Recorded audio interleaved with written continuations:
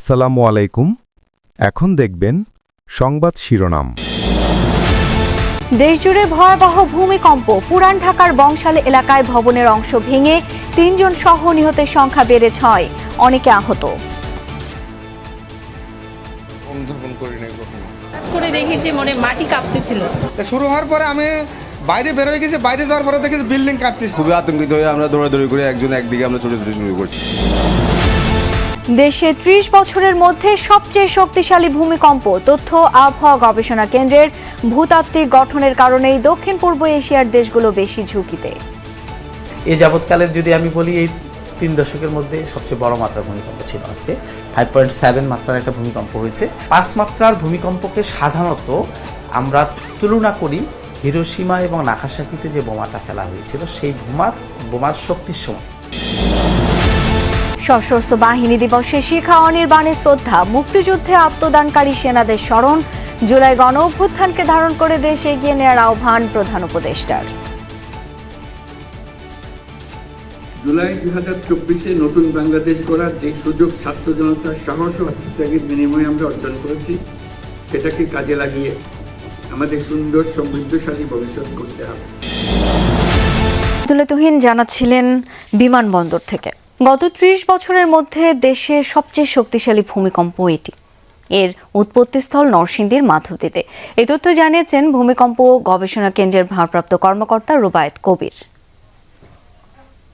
সকাল 10:38 যে ভূমিকম্পটা হয়েছে, উৎপত্তি স্থলটা ছিল আসলে নরসিংদীর মাধবদী। এই যাবৎকালের যদি আমি বলি, এই 3 দশকের মধ্যে সবচেয়ে বড় মাত্রার ভূমিকম্প ছিল আজকে। 5.7 মাত্রার একটা ভূমিকম্প হয়েছে। এটা একটা মাঝারি মানের ভূমিকম্প। 5 মাত্রার ভূমিকম্পকে সাধারণত আমরা তুলনা করি হিরোশিমা এবং নাগাসাকিতে যে বোমাটা ফেলা হয়েছিল সেই বোমার শক্তির সমান। বিভিন্ন সময় ভয়াবহ ভূমিকম্পে বিশ্বজুড়ে প্রাণ গেছে লাখ লাখ মানুষের। 2 দশক আগে ইন্দোনেশিয়ায় হওয়া বিশ্বের সবচেয়ে বিধ্বংসী ভূমিকম্প ও সুনামিতে প্রাণ যায় 2,83,000-এর বেশি মানুষের। 9.1 মাত্রার সেই কম্পন অনুভূত হয়েছিল অন্তত 14টি দেশে। 2010 সালে হাইতির ভূমিকম্পে নিহত হয় 1,60,000 মানুষ। ভূতাত্ত্বিক গঠনের কারণেই দক্ষিণ পূর্ব এশিয়ার দেশগুলো ভূমিকম্পের ঝুঁকিতে রয়েছে। 2004 সালে 26 ডিসেম্বর রীতিমতো তাণ্ডব নেমে এসেছিল ইন্দোনেশিয়ার সুমাত্রা আন্দামান দ্বীপপুঞ্জে। 19 মিনিট স্থায়ী 9.1 মাত্রার কম্পনে কেঁপে ওঠে ইন্দোনেশিয়া সহ 14টি দেশ, যাতে প্রাণ যায় 2,83,100 জনের। এটিকেই বলা হয় বিশ্বের স্মরণকালের অন্যতম ভয়াবহ ভূমিকম্প। 1 বছর পর আরেকটি বিধ্বংসী ভূমিকম্প অনুভূত হয় কাশ্মীরে। পাকিস্তান ও ভারত 2 দেশ নিয়ন্ত্রিত ভূখণ্ডেই 7.2 মাত্রার ভূমিকম্পে প্রাণ হারিয়েছিল 87,000-এর বেশি মানুষ। 2008 সালে চীনের সিচুয়ান প্রদেশে অনুভূত হওয়া ভূমিকম্পের মাত্রা ছিল 7.9। আনুমানিক 87,500 মানুষের প্রাণ নিয়েছে সেই কম্পন। নেপালে 2015 সালে স্মরণকালে শক্তিশালী 2টি ভূমিকম্পে প্রাণ হারায় প্রায় 9,000 মানুষ। ব্যাপক ক্ষতিগ্রস্ত হয়েছিল দেশটির 40% এলাকা। ভূমিকম্পের প্রভাবে বরফ ও ভূমিধস হয়েছিল এভারেস্টেও। ইতিহাস বলে বরাবরই অন্যান্য অঞ্চলের চেয়ে ভূমিকম্পে সবচেয়ে বেশি ক্ষতিগ্রস্ত দক্ষিণ পূর্ব এশিয়ার দেশগুলো। Sunda megathrust, Sumatra fault zone, Sagaing fault এবং প্রধান হিমালয় থ্রাস্ট এর মতো ভূমিকম্প প্রবণ ফল্টের অবস্থান এই অঞ্চলেই। বিভিন্ন সময় ভূমিকম্প তছনছ করেছে বিশ্বের অন্যান্য মহাদেশের অনেক দেশও। 2010 সালে আরেকটি বিধ্বংসী ভূমিকম্পে তছনছ হয় ক্যারিবিয়ান দেশ হাইতির বিস্তীর্ণ এলাকা। 1,60,000 মানুষ জীবন হারিয়েছিল সেই দুর্যোগে। বহু বাড়িঘর পরিণত হয়েছিল ধ্বংসস্তূপে, বাস্তুচ্যুত হয়েছিল লাখ লাখ বাসিন্দা। চলতি বছর কয়েক দশকের মধ্যে শক্তিশালী ভূমিকম্পে কেঁপে ওঠে মিয়ানমার। প্রাণ যায় কয়েক হাজার মানুষের। 7.7 মাত্রার সেই কম্পন অনুভূত হয় দক্ষিণ পূর্ব এশিয়ার অন্তত 7 দেশে। 2 বছর আগে স্মরণকালের অন্যতম ভয়াবহ দুর্যোগের সাক্ষী হয়েছিল তুরস্ক সিরিয়া। 7.8 মাত্রার সেই ভূমিকম্পে তুরস্কেই 50,000-এর বেশি মরদেহ উদ্ধার হয়েছিল। সিরিয়ায় মেলে আরও 6,000 নিষ্প্রাণ দেহ। এছাড়াও ভূমিকম্প প্রবণ হিসেবে পরিচিত আফগানিস্তানে নিয়মিতই অনুভূত হয় কম্পন। চলতি বছর একাধিকবার ভূমিকম্প হয়েছে দেশটিতে, যাতে প্রাণ হারিয়েছে কয়েক হাজার মানুষ। যথাযথ মর্যাদা আর উৎসাহ উদ্দীপনার মধ্য দিয়ে উদযাপিত হচ্ছে সশস্ত্র বাহিনী দিবস। দিনটি উপলক্ষে সকালে শিখা অনির্বাণে মুক্তিযুদ্ধে সশস্ত্র বাহিনীর শহীদদের প্রতি শ্রদ্ধা জানান রাষ্ট্রপতি মোহাম্মদ শাহাবুদ্দিন ও প্রধান উপদেষ্টা ডক্টর মোহাম্মদ ইউনূস। শ্রদ্ধা জানান তিন বাহিনীর প্রধানও। এছাড়া দিনের শুরুতে দেশের সকল সেনানিবাস, নৌঘাঁটি স্থাপনা এবং বিমান ঘাঁটির মসজিদে বিশেষ মোনাজাত করা হয়।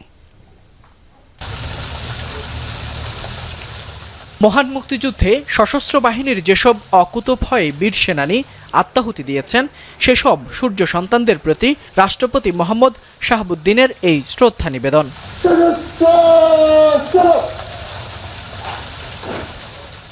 সকালে ঢাকা সেনানিবাসে শিখা অনির্বাণে বীর শহীদদের প্রতি শ্রদ্ধা জানান প্রধান উপদেষ্টা ডক্টর মোহাম্মদ ইউনূস।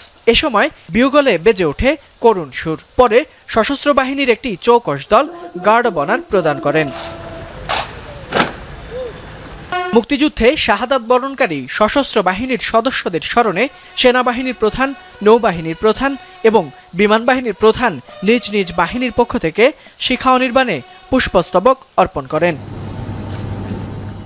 এরপর সশস্ত্র বাহিনী বিভাগে প্রধান উপদেষ্টার সাথে তিন বাহিনী প্রধানের সৌজন্য সাক্ষাৎ অনুষ্ঠিত হয়। পরে আর্মি মাল্টিপারপাস কমপ্লেক্সে সশস্ত্র বাহিনী দিবস উপলক্ষে খেতাবপ্রাপ্ত বীর মুক্তিযোদ্ধা ও তাদের উত্তরাধিকারীদের সংবর্ধনা প্রদান অনুষ্ঠানে যোগ দেন ডক্টর ইউনূস। এ সময় তিনি বলেন, জুলাই গণঅভ্যুত্থানে ছাত্র জনতার আত্মত্যাগের মাধ্যমে যে নতুন বাংলাদেশ গড়ার সুযোগ তৈরি হয়েছে, সেটাকে কাজে লাগিয়ে সমৃদ্ধশালী ভবিষ্যৎ নির্মাণ করতে হবে। বৈষম্যহীন, শোষণহীন, কল্যাণময় এবং মুক্ত রাষ্ট্রের জন্য যে স্বপ্ন নিয়ে মুক্তিযোদ্ধারা দেশ স্বাধীন করেছিলেন, আমরা তাদের সেই স্বপ্ন পূরণে অঙ্গীকারবদ্ধ। জুলাই 2024-এ নতুন বাংলাদেশ গড়ার যে সুযোগ ছাত্র জনতার সাহস ও আত্মত্যাগের বিনিময়ে আমরা অর্জন করেছি, সেটাকে কাজে লাগিয়ে আমাদের সুন্দর সমৃদ্ধশালী ভবিষ্যৎ গড়তে হবে। বীর মুক্তিযোদ্ধা, শহীদ, আহত ও জীবিত ছাত্র জনতার এনে দেওয়া সুযোগ কাজে লাগিয়ে গণতন্ত্রের উত্তরণে দৃষ্টান্ত স্থাপন করার প্রত্যাশা ব্যক্ত করেন প্রধান উপদেষ্টা। তাদের দেওয়া সুযোগ কাজে লাগিয়ে আমরা বাংলাদেশকে পৃথিবীর সামনে গণতান্ত্রিক উত্তরণের একটি দৃষ্টান্ত হিসেবে উপস্থাপন করতে পারি। ভূমিকম্প মোকাবেলায় সরকারকে এখনই উদ্যোগ নেওয়ার আহ্বান জানিয়েছেন বিএনপির স্থায়ী কমিটির সদস্য ডক্টর AZM জাহিদ হোসেন। জাতীয় প্রেস ক্লাবে বিপ্লব ও সংহতি দিবস উপলক্ষে মৎস্যজীবী দল আয়োজিত আলোচনা সভায় তিনি বলেন, আজকের ভূমিকম্পের পর আর ভাবার কোনো কারণ নেই যে বাংলাদেশ নিরাপদে থাকবে, তাই প্রস্তুতি নিতে হবে। বিএনপির এই নেতা বলেন, জলবায়ু পরিবর্তনের জন্য দায়ী দেশগুলো কার্যকর পদক্ষেপ নিচ্ছে না। রাষ্ট্রীয়ভাবে পদক্ষেপ এবং সংশ্লিষ্ট কর্তৃপক্ষ সচেতন না হলে ভয়াবহ বিপর্যয়ের শঙ্কা প্রকাশ করেন ডাক্তার জাহিদ। এ সময় ভূমিকম্পে নিহতদের আত্মার মাগফিরাত এবং আহতদের সুস্থতা কামনা করেন তিনি। রাষ্ট্রীয়ভাবে অর্থাৎ বর্তমান সরকার যিনারাই আছেন, অন্তর্বর্তীকালীন সরকার, যদি জরুরি ভিত্তিতে পদক্ষেপ গ্রহণ না করেন, সচেতন সকল মানুষকে এবং এটার সাথে বিশেষ করে জিওলজিক্যাল সার্ভে এবং যারা বিল্ডিংয়ের ডিজাইন অ্যান্ড প্ল্যানিং করেন, সব কিছু মিলিয়ে আমার মনে হয় this is the right time. আর বেশি দেরি করলে বড় ক্ষয়ক্ষতি হয়ে যেতে পারে, তার থেকে যাতে কম ক্ষয়ক্ষতি কিভাবে করা যায়